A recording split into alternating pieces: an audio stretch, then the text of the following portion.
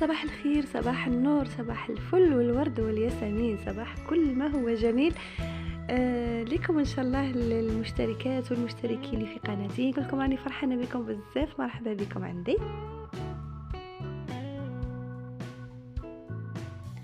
عام سعيد، كل عام وانتم بألف خير إن شاء الله. هذا أول فيديو في عام 2023، إن شاء الله تكملوا معايا العمر كامل إن شاء الله.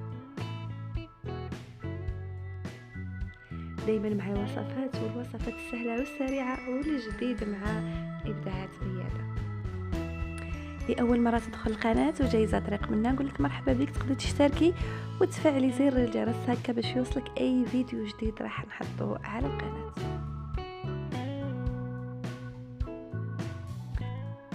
الفيديو تاع نهار اليوم البنات كما راكم تشوفوا فيه مسكوته ولا مسكوتشو ولا كيكه، يعني كل واحد كيفاش يسميها، بواحد المكون بزاف مفيد لصحتنا وصحه وليداتنا اللي ما ياكلولهاش وليداتها التمر. اليوم راح ندخلوا التمر في الوصفه هذه بلا ما يحسوا. راح اشارك معكم ثاني حيله باش نحطوا هذاك ورق الزبده بطريقه سلسه وسهله في الليمول هذو. تابعوا معايا الفيديو حتى الاخر، راح تستفادوا ولو بالقليل. واش نحتاجوا للوصفه تاعنا؟ اول حاجه انا استعملت هذا الخلاط نورمالمون كاين في جميع بيوتنا، يعني كاين عندنا الخلاط هذا. ما كانش نقدروا نستعملوا ميني اشوان، نقدروا نستعملوا البراميكسور، كما تقدري تستعملي الباتر. مي التمر باك هنا لازمنا نرحيوها ولا نستعملوا الغرس بدل التمر البنات. هنا كمكونات واش نحتاجوا كيلة تاع بيض، نحتاج كيلة زيت، الكيلة تاع السكر البنات راح نستعمل غير النص لانه راح نعوض الحلاوه بالتمر البنات. كما نعرفوا السكر الابيض هذا مضر بالصحه، والطباء كامل راهم يقولوا نقصوا من السكر، يعني رانا نحاولوا ان نقصوا بالطريقه هذه. راح نعوضوا الحلاوه تاع السكر بالتمر هنايا. والتمر كما نعرفوها بزاف مفيده لصحتنا.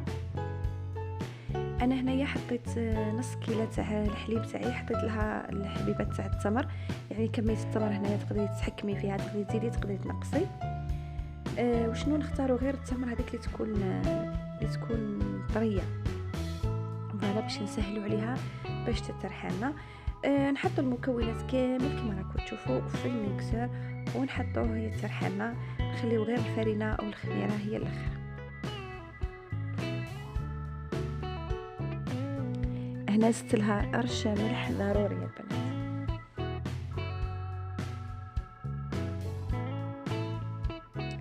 بعد ما نحسوا بلي الخليط تاعنا تخلط كامل وبدا يطلع لنا، هنايا نضيفوا الكميه تاع الزيت تاعنا.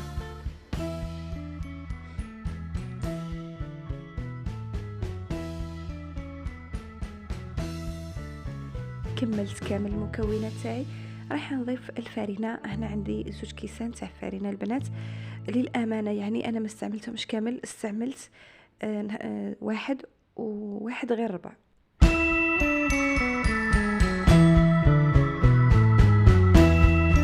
استعملت الكاس الاول تاعي، حطيت معاه الخميره جامي نحطوها وحدها، دائما نحطوها مع الفارينه باش ما تعطيناش هذاك الذوق اللي ماهوش مليح في الكاطو تاعنا. كملت الكاس الدوزيام بالفوي، يعني ما نستعملوش الميكسور في كي نحطوا الفارينه.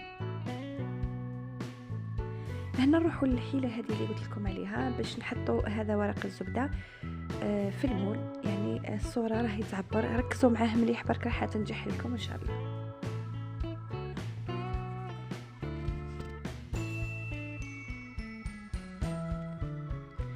بعد ما نكون دهنته بالزبده اكيد، لانه ورق الزبده ساعات نطيحوا فيه نوعيه ماهيش مليحه. انا هذا شغل ما درتش فيه كونفيونس، لقيته شغل النوعيه تاعو ناقصه، عاودت دهنته شويه بالزبده واستعملته بهذه الطريقه.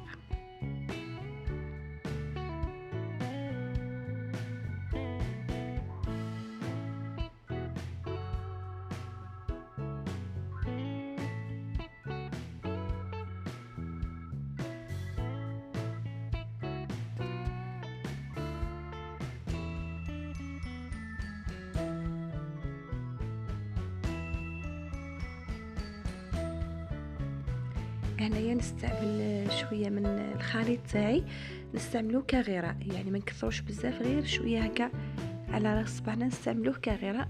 هذه هي النتيجه البنات، ما شاء الله ما يتحرك لك، ما ولو تستعمليه على راحتك.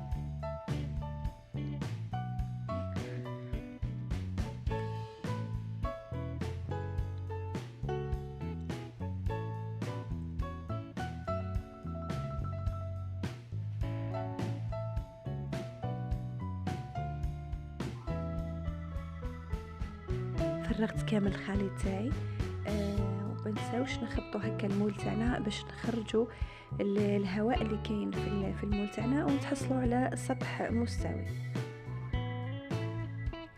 هنا البنات بالنسبه للطاس تاعنا هذا اللي استعملنا فيه الكاطو تاعنا، طريقه التنظيف جد سهله، يعني نستعملوا فيه قيس 2 كيسان تاع ماء، زيد شويه تاع سائل غسيل الاواني، ونحاولوا نحطوه في بلاصتو ونشعلوا الروبو، يعني راح يتغسل وحده بلا ما نستعملوا يعني يدينا لداخل، خاصه للمبتدئات، يعني كما تعرفوا فيه ليلام هذوك، يعني قادر بعد الشر يقيسنا، يبقى لازم نتولهوا. هذه حيله الدوزيه. هنا البنات جبت نص فنجان تاع حليب، حطيت فيه الطابله تاعتي الشوكولا، هنا استعملت شوكولا نوار تاع منى، بعد ما ذوبتها زدت لها 2 مغارف ولا 3 تاع كاوكاو يكون محمص ومرحي باش نستعملوه على السطح.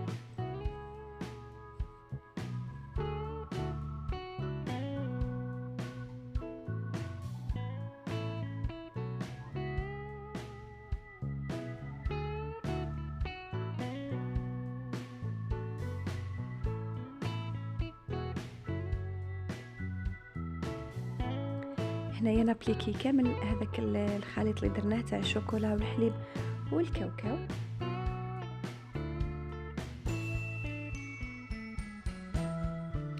دخلها للثلاجه ونخليها تقريبا 4 ساعة باش تحكم روحها هذيك الشوكولا، ونقطعوها بهذه الطريقه. يعني شهيتكم في الجنه وبصحتكم لكان جربتوها. ما تنساوناش بلي جاما البنات ولي كومونتير الحلوين اللي كيما نتوما.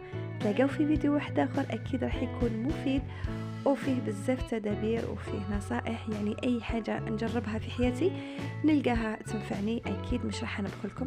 ما تبخلوش عليا نتوما ثاني بلي جاموا لي كومونتير. مع السلامه.